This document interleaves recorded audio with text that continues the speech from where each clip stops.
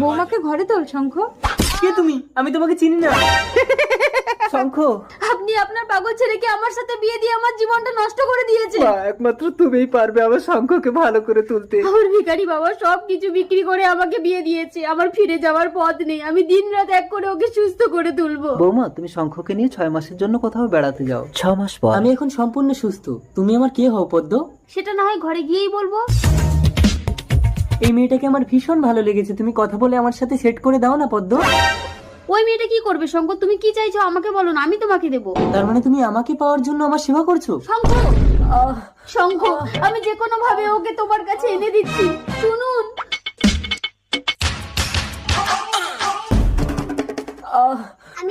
তুমি রাজি? চলো, আমি তোমাকে বিয়ে করে বাড়ি নিয়ে যাবো।